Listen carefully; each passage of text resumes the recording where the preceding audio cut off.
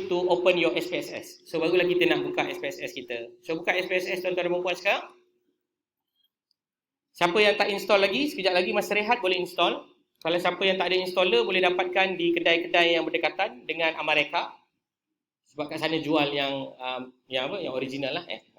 Alright. Now, ladies and gentlemen, I'm going to describe the use of statistical package name as SPSS. Once you open your SPSS, numbers of files are going to be open also. So the basic idea is this kind of data set are going to be appear, named as IBM SPSS Data Editor. Dia tulis perkataan atas tu kan? Data Editor. Sama tak? Keluar tak macam anda punya?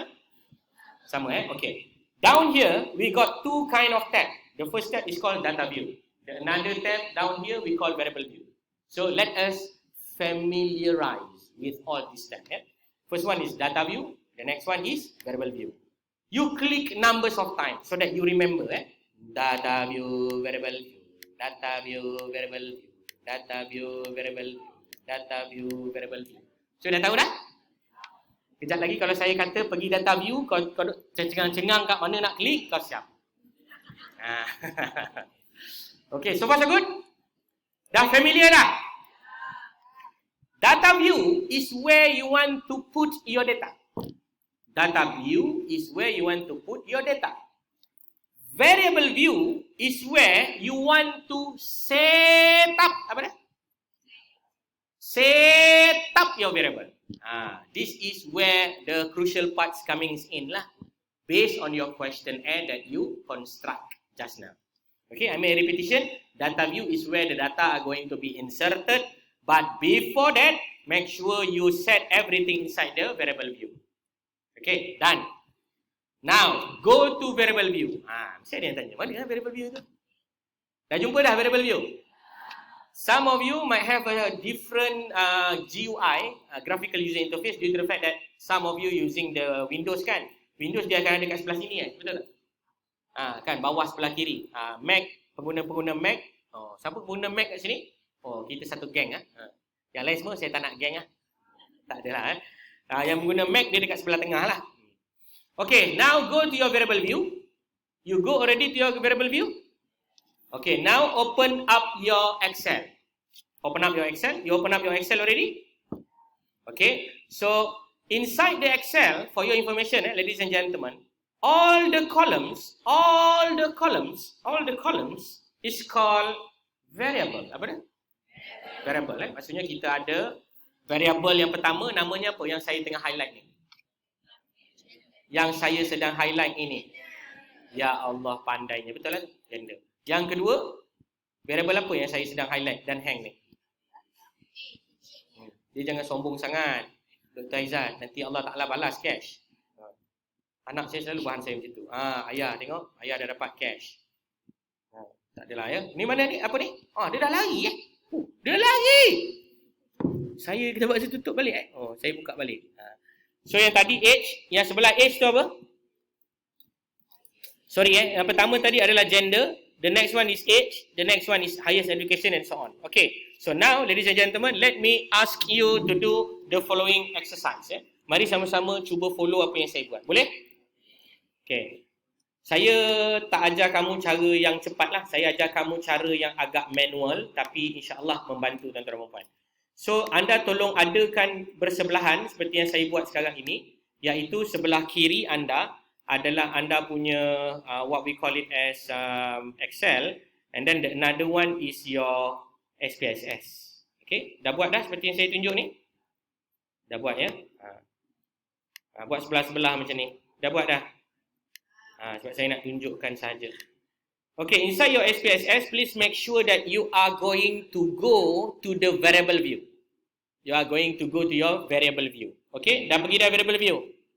Dah, dekat atas kali nombor 1, tulis ID. Apa dia? Dah tulis dah ID? Dah tulis, tekan enter. Dah tekan enter dah? Okay, nombor 2. Nombor 2 ni sebenarnya, this is your first variable. Apa dia? First variable. So your first variable will be age. Betul tak? Betul ke tak betul? Jangan tulis age. Tulis X1. Jangan tulis age tulis X1. Dah tulis dah? Dah. Dekat label. Okay, dekat dalam variable view ni, jika tuan-tuan dan puan nampak, if you are going to see something like this, you can see that after the name is the type. Correct or not?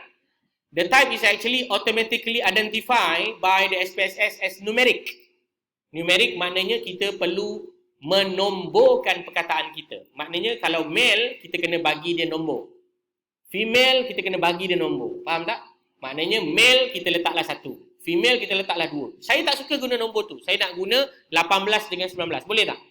Boleh, suka hati awak lah nombor yang awak letak. Nanti kejap lagi kalau suruh analyze male and female, kau jangan tanya aku pula. Kenapa tak keluar jawapan? So, itu yang pertama. Automatically, as default, the SPSS are going to recognize any variable as the numeric. Maknanya numeric is the quantitative element lah. So, kalau anda guna SPSS untuk buat kualitatif, mungkin tak apa-apa sesuai. Okay, type dia adalah numeric, automatic. Width apa width? Width adalah label, pandai. Decimal, tempat perpuluhan. Label, label artinya apa? Label inilah tempat yang tuan-tuan dan puan-puan akan meletakkan soalan. Apa dia? So letaklah. Kat sini tulis apa tadi? Age, betul? Salah, bukan. Ni tulis apa tadi?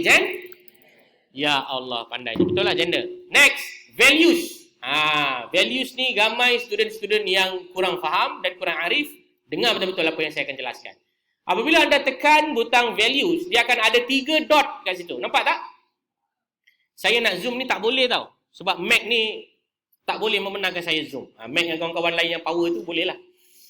Tekan 3 dot ni akan membolehkan tuan-tuan dan perempuan membuat label. Apa dia? You are able yourself to create a labels. So in this case, I'm going to label male as 1 and female as 2. Faham ya? Okay, saya make a repetition. Tadi saya dah bagi tahu kepada tuan-tuan dan puan-puan, mula-mula masukkan ID, betul? Okay, let me just make a repetition.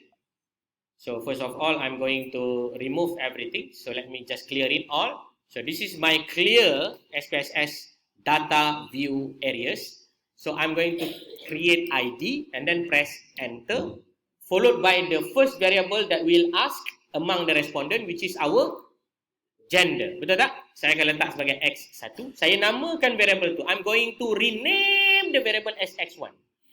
And then automatically the numeric are going to be identified, the width are going to be specified, the decimal also going to be specified, and then the label are going to be specified as gender. That's all. Okay, the next one is the values. Dekat values ni ada 3 dot. There are 3 dots on the right corner of that values format.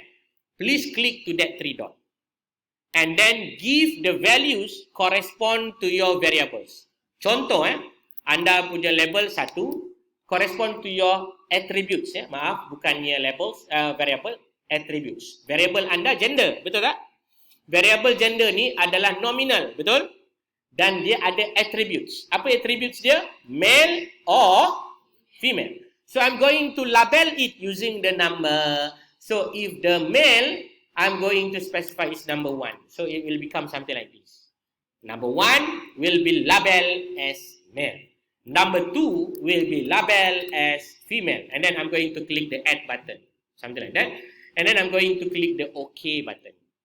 Okay? Can you follow? Kira manually lah. 1, 2, 3. Sampai habis. Ini dipanggil kaedah GK. Apa tu? Gali kubur. Faham? Lambatlah, lambat. Kaedah yang lebih mudah adalah contoh macam saya buat ni. Saya akan insert a new row. And then I'm going to put X1 and X2. And then I highlight the X1 and X2. And I'm going to drag it until the end of the questions lah. If I'm not mistaken, this is the question. So I have 9 questions actually with regard to the demographic data. Okay, that is the example lah. Faham ya? Saya ada berapa soalan? Demographic? 9 ya. And then I have the another one which is the Y. Y ni, saya ada Y1 sampai Y2. I'm going to highlight Y1 and Y2. Kalau you tak mahir buat apa yang saya tunjuk ni, tak apa. Sebab nanti boleh tengok video ni. You boleh latih kemudian lah. Kemudian saya akan tandakan sampai Y20. So I have 20 questions with regard to the knowledge. And then 9 questions with regard to the demographic. Okay. So what I ask you now, for the purpose of this training, we have approximately 2 more minutes to go. You try to do whatever that I did just now. Okay, cuba follow apa yang saya buat dalam masa ini. Kalau tak boleh nak buat, nanti anda buatlah sekejap lagi ya. Okay, saya akan continue dengan X2 lagi, X3 lagi, X4 lagi, X5 lagi, X6, X7, X8, X9. Ini pun dipanggil sebagai kaedah GK gali kubur ya. Sebenarnya dia ada kaedah yang lebih senang lagi nak buat, di mana anda boleh copy and paste dan tampal terus ke dalam SPSS tuan-tuan dan puan-puan. Namun begitu. Gema kan? Anda tak boleh buat kalau anda pengguna Mac. Anda hanya boleh buat kalau anda pengguna Windows. So you are going to paste it somewhere in the blank. For example, you go to the transpose and then you can copy everything and then you can paste it accordingly. So dia akan masuk X1 sampai X9. Sampai nak tulis X1 sampai X9 ni pun kalau boleh saya tak nak type manually. Sebab apa? Dia akan melambatkan 0.34 saat bagi setiap satu kali menaip. Masa tu, masa itu adalah emas ya. Okay, now I have the gender until the next question is actually the did you attend the job. Tengok apa yang saya buat. Saya akan copy the whole rows and then go to the new sheet. You pergi kat bawah ni kan, dekat mana-mana Excel format ataupun spreadsheets software, you have the new sheet enabling. You can just click any new sheet and then you can paste it. But you don't paste it like that. You just paste it using the paste special. Bila you paste special, you paste as transpose and then you click OK button. After that, all the variables are going to be copied like that and you can just highlight the label and paste. Voila. Apa dah? Voila. Siap lah kan? And then you are going to position everything with regard to the answer given. So you kena tengok lah satu persatu variable yang berkenaan. Baik, kita tengok variable yang berkenaan itu. Yang pertama, X2, age in years. Okey, dengar baik-baik ya. Mana-mana data yang numerical. Mana-mana data yang numerical, tak perlu anda isi apa-apa di dalam values. Okey, yang tadi ni saya dah tunjukkan, male dengan female. Saya tak habiskan lagi, maafkan saya. We have the missing. Missing ni kalau anda ada missing value, you only insert this if you want. And then column. And then alignment. Nak letak kat mana data kamu. Yang ini antara yang terpenting, measures. Usually, your gender will be nominal lah, betul tak? Yang kedua, X2 adalah age in years, betul tak? This is the numbering ataupun numerical data. Therefore, I'm going to set it as scale. And then X3 is highest education. Highest education ni saya akan letak dia sebagai kategori, betul tak? Kita ada 3 kategori kan? Berapa kategori tadi? Highest education. So, anda kena tengok baliklah questionnaire kamu. So, if I'm not mistaken, I have something like this. Diploma. Yang kedua apa? Degree. Sorry. Advanced diploma. Thank you. Lagi? Diploma dah. Advanced diploma. Degree and above kan? Degree and above. Okay, done. Okay, kemudian kita ada current working areas. Current working experience. Number 1 is what? Health clinics. Okay, followed by number 2 is hospital. Followed by number 3 is what? Others academic academic ataupun institute. Okay, last but not least is others. Okay, this is just example only. Okay, done. Lepas tu jangan lupa pula buat job status. Job status ni apa? Okay, job status seperti nombor berikut lah kan. Nurse. Okay, number 2 is allied health. Professionals. Lagi apa? Nombor 3 apa? Nombor 3 apa? Anda pun tak ingat kan? Allied professionals. Okay, number 3 is professionals. And then the last but not least is others. Allahumma shalli ala Muhammad. Kalau salah, anda boleh betulkan balik. Others. Okay. Kemudian anda punya years of working experience, you just leave it behind like that. And then have experience or not. Ini anda akan letak apa dia? Have experience or not in the statistics. Yang ini kita akan biarkan lah. Yang ini kita akan ada 2 jawapan. Yes and no. Yes. Lepas tu yang kedua adalah no. Sorry. Saya buat no ni kosong lah. No ni kosong. I'm going to change it into no is 0. Yes is 1. And then if you have, what is this question? Ini soalan apa? Nombor 8 ni. If you have any experience. Okay, yang ini ada grading kan? Grading 1 poor. Nombor 2 poor. Nombor 3 neutral. Nombor 4 good. Nombor 5, very good. Ni contoh lah. Okey, nombor 1 ni saya tulis very poor lah. Very poor. Contoh. Bukan miskin apa maksudnya tak proficient lah. Okey, do you attend or not? So yang ni pun sama. 1 yes, 0 adalah no. That is the idea. Dan last but not least, do not forget to change this one. This one should be nominal.